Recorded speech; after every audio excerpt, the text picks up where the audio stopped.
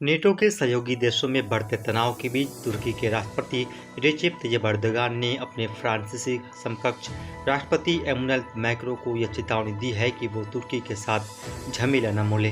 राष्ट्रपति एर्दोगान ने 1980 के सैन्य तख्तापलट की 40वीं वर्षगांठ पर इस्तांबुल में एक भाषण के दौरान कहा कि तुर्की के लोगों से पंगा लेने की कोशिश मत करिए, तुर्की के साथ खिलवाड़ मत करिए।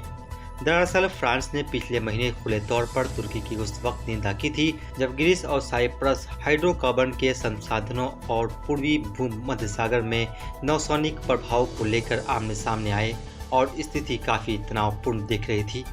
वहीं राष्ट्रपति एर्दोगान ने ग्रीस से आग्रह किया है कि वह फ्रांस जैसे देशों के उकसावे में आकर पूर्वी भूमध्य सागर में गलत हरकतों को अंजाम देने से बचे, खासकर ऐसे समय में जब ग्रीस और तुर्की के नौसैनिक अभ्यासों के बीच फ्रांस ने इस क्षेत्र में अपनी सैन्य उपस्थिति बढ़ाई है। उधर अमेरिका ने तुर्की से पूर्व भूमध्य सागर में उन सभी गतिविधियों को तुरंत रोक देने का आग्रह किया है जिससे क्षेत्र में तनाव बढ़ने की संभावना हो।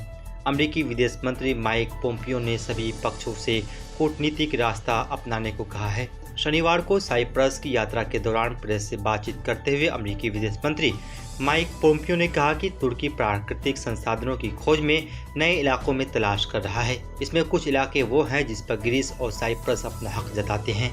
वो तुर्की की गतिविधियों से बेचैन हैं और हमें भी चिंता है कि इस क्षेत्र में तनाव बढ़ सकता है। इससे किसी का फायदा नहीं होगा, विभाजन ही होगा, एकता में दरार पड़ेगी। इन देशों को अपनी आपसी असहमतियों को शांतिपूर्ण ढंग से कूटनीतिक तरीकों से निपटना चाहिए।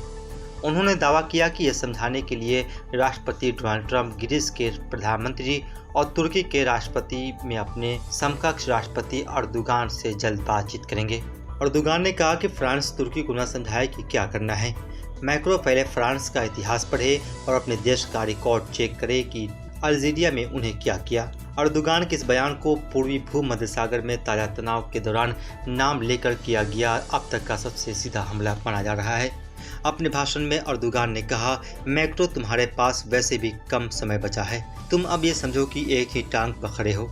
दरअसल फ्रांस में 2022 में अगले राष्ट्रपति चुनाव होने को है और इन्हीं के संदर्भ में एर्दोगान ने मैक्रो पर यह तंज कसा है। एर्दोगान ने यह धमकी भी दी कि मैक्रो तुम्हें मेरे साथ और दिक्कतें होने वाली है। एर्दोगान ने अपने भाषण में फ्रांस पर आरोप लगाया कि वो पेट्रोल के लिए लीबिया और डायन सोने और तांबे के लिए अफ्रीका का फायदा उठा रहा है। मौजूदा तनाव के दौरान फ्रांस के राष्ट्रपति एमुनुएल मैक्रो भी तुर्की के बारे में तीखी बयानबाजी कर चुके हैं।